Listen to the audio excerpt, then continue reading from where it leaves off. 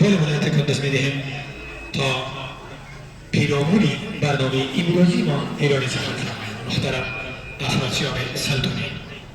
اعوذ بالله من الشیطان الرجیم. بسم الله الرحمن الرحیم.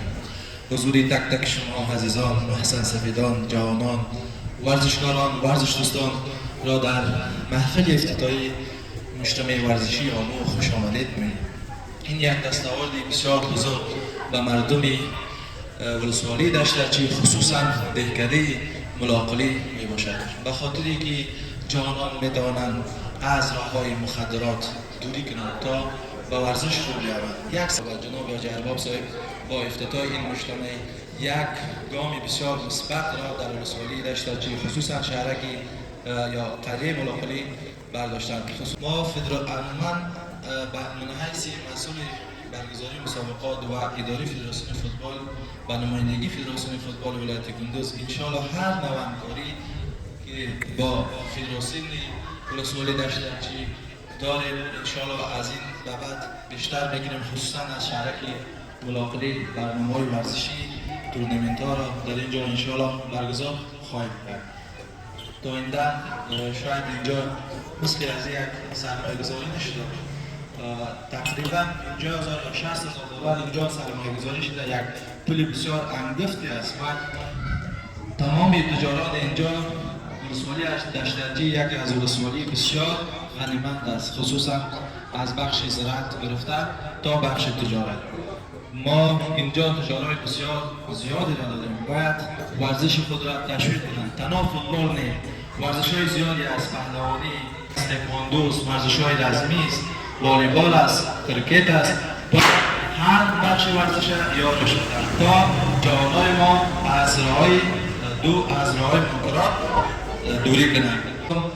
این افتتاح مجتمع ورزشی را خصوصا به مردم ولسوالی دشترچی، خصوصا به شهرک ملاقلی یا قریه ملاقلی تبریک و تهنیت عرض میکنم. وقت بخیر. انشاءالله ما همکاری‌های دوامدار خود را با شهرک ملاقلی با برگزاری تورنمنت ها توسط فدراسیون فوتبال ولسوالی دشترچی با همکاری عامل ورزشی ولسوالی دشترچی جناب عبدالخالق جان انشاءالله ما همکار هستیم. این وعده برای شما میسپاریم. السلام علیکم و رحمت الله و برکاته.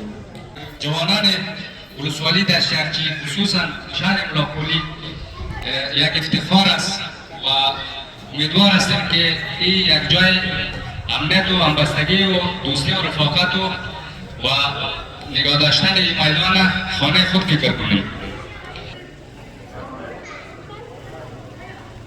محترم محمد چندر تا تقدیم نامه محمد خان را برای شما تفویض نمایید.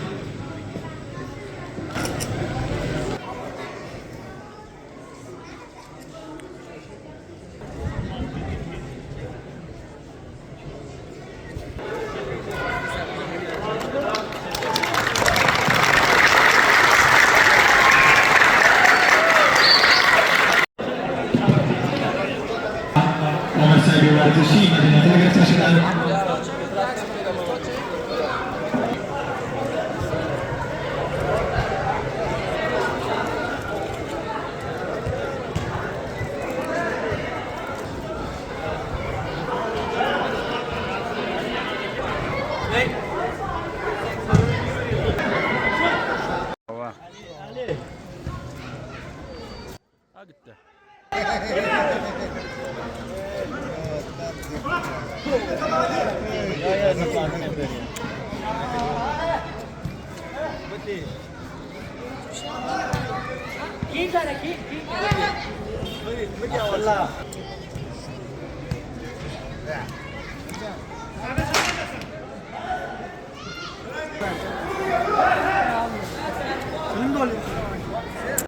Film में एक सही में